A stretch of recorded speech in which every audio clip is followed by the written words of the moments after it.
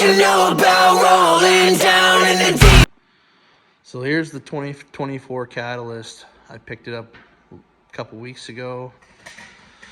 I want to give a little bit of feedback on what I think of it so far. I've got 140 miles on it now. It's been performing pretty good. A lot of people are saying cat's out of the game, and coming out with a 600 and not a turbo or an 850 is the wrong move. But this thing has been pretty good so far. I've got a little bit of tree riding on it. It handles well, super nimble and light. The 600 is pretty surprising for what it is.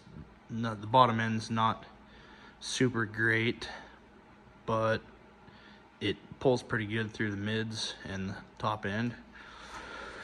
I've done a couple things to it. As far as I was wanting to do all the parts stuff in one video. I'll probably do that in the next one, but I did put a set of Simmons skis on it because I believe they're the best skis in the market. A lot of people say otherwise, but they're dependable, they work well, they hook the snow really nice, so I feel like they complement the Catalyst pretty well. And then I also did a set of Cheetah Factory Racing handlebars.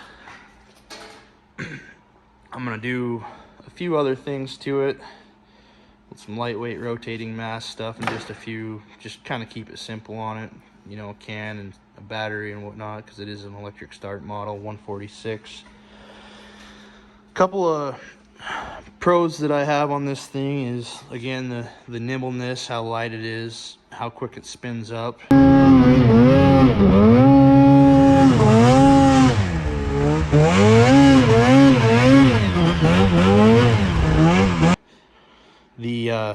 All your creature comforts like the handlebar warmers, they work really well. I put cork underneath the grips and then just went with stock grips on them. They're holding up pretty tight. The goggle warmer box, something I didn't have on my Skidoo Expert that I really enjoy on this thing. It works really well.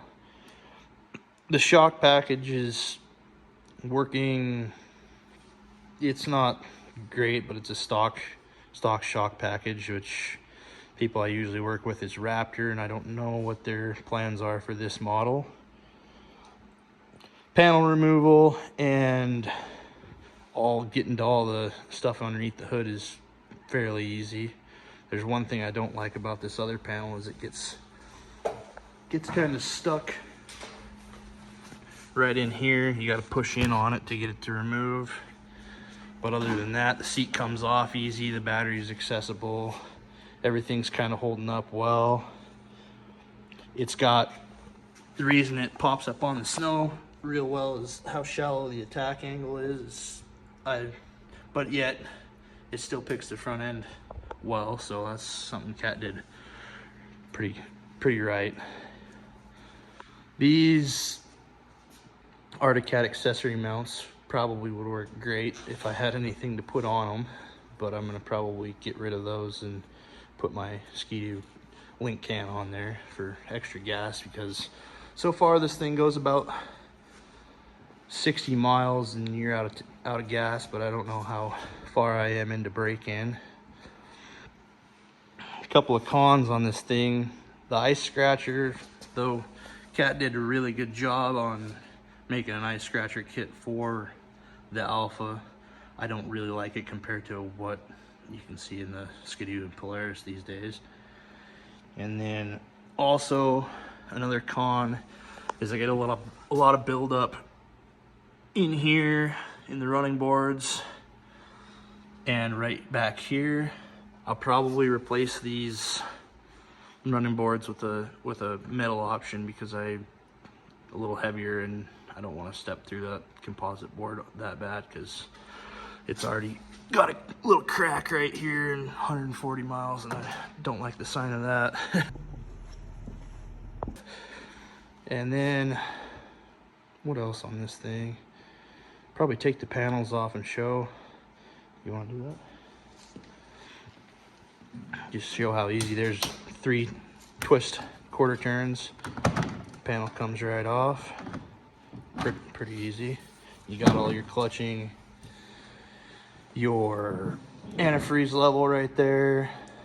The other one is a little bit more of a pain just because it comes off same way, but you got to kind of push in and lift.